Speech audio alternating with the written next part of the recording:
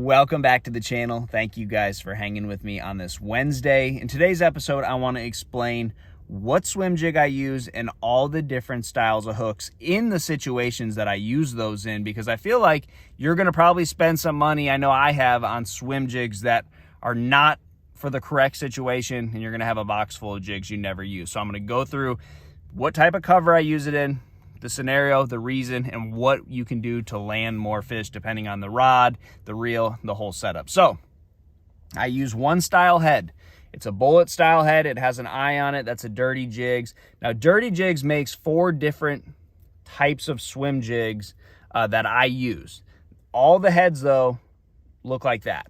So this is the style head I use, but they have different hooks that I'm going to use in different scenarios. So we'll start with heavy cover, a lake that has big fish on it, shallow bank grass, where I'm going to be doing the Alabama shake. Now, the Alabama shake for me is typically done on braided line or heavy fluorocarbon, and I'm going to be putting it in heavy cover. This could be around boat docks, this could be laydowns, bank grass, but places where I need to get the fish out quickly, I use 2 jigs for that.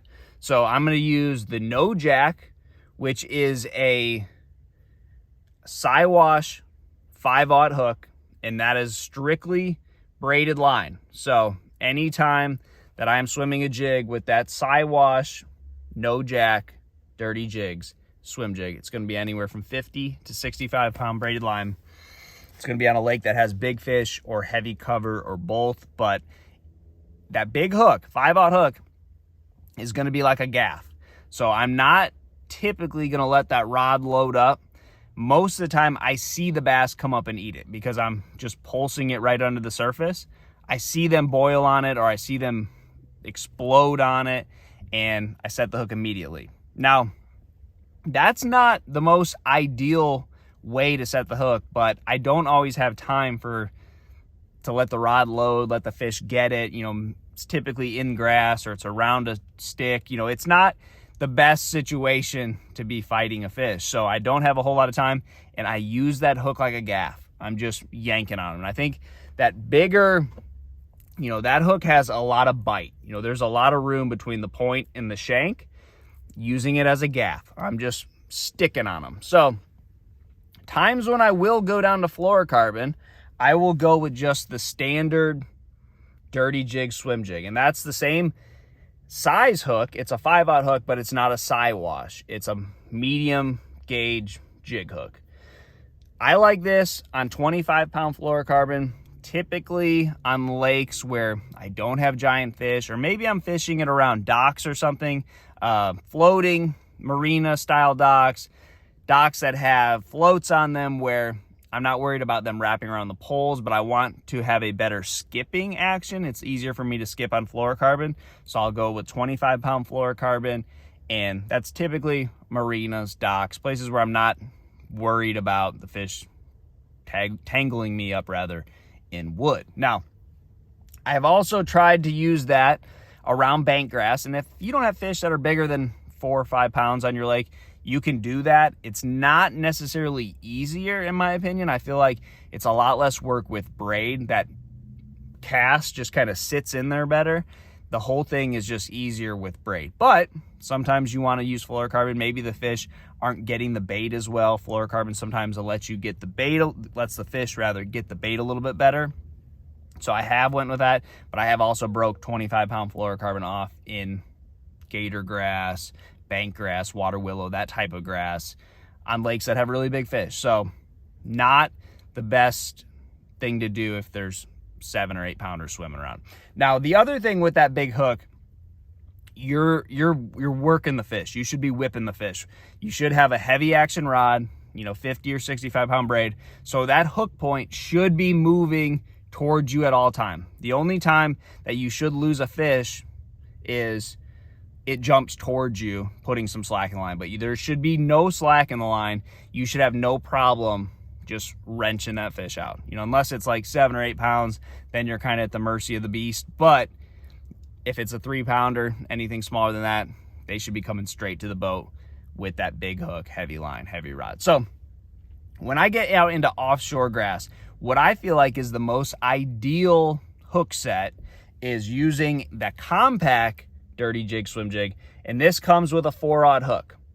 Anytime I'm fishing offshore grass, if it's a swim jig or a chatterbait, I feel like that 4-aught hook and being compact, like a jackhammer, smaller profile, compact, they get it down in their mouth a lot better. That's the perfect case scenario. So when you're reeling it along, 15-pound fluorocarbon, medium heavy rod, making a long cast out there, you're reeling it through eelgrass, hydrilla, milfoil, some type of submergent vegetation.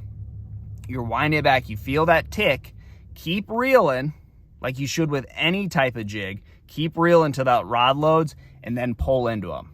Reel till you feel it tight, rod's loading, then you can pull into them. That's gonna prevent, if the fish is swimming towards you, they've caught it, bit it on the fall, and they're running towards you, you're not gonna lose any of those fish if you just reel as fast as you can, and then once you feel the rod load, then pull into them. That's ideal, and I feel like this smaller hook, you have a better chance of it getting down deeper in the fish's mouth.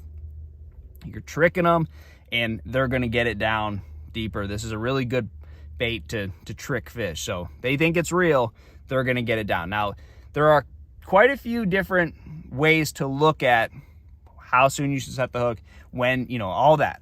And I feel like there's two ends of the spectrum. You have a frog.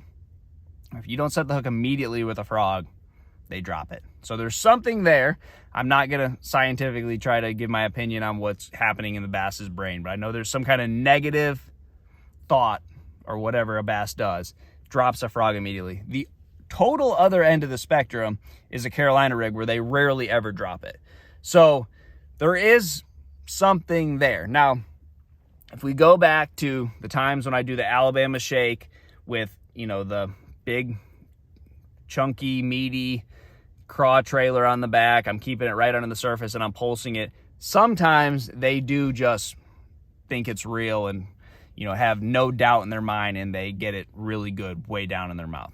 That's fun when that happens. We'll have a really good day doing that. But most of the time, they just barely get it because you can jerk it out of their mouth. So they might have it way down there, but you setting the hook really hard is pulling that out of their mouth. But again, when you're fishing around heavy cover, you don't always have that extra second to let the rod load and all that.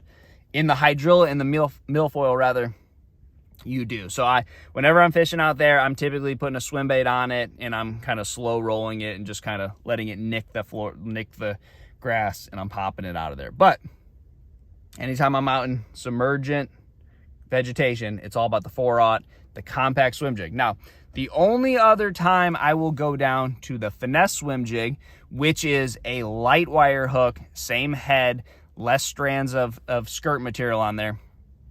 Anytime I'm fishing around spotted bass or smallmouth, if you've ever fished for those fish, you know how much they will jump out of the water.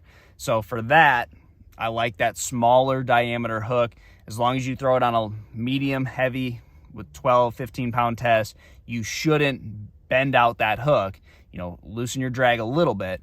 You shouldn't bend out that hook, and you won't lose those fish. You'll have a lot better hooking up percentage with that smaller diameter hook, because you do have to realize that the bigger the hook, the bigger the hole. So if you do this side wash, super heavy hook, it is going to put a bigger hole in their mouth.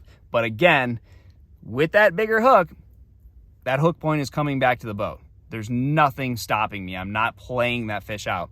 I'm horsing them in. With these medium wire gauge hooks, or, on 15-pound fluorocarbon, medium heavy rod, or even that light wire on the Finesse, you're gonna let those fish play a little bit. They have a little bit more room to swim around, but you should have a smaller hole in their mouth, and you shouldn't have that hook pop out. So try those swim jigs, guys. Good luck to you, and I'll see you on the water.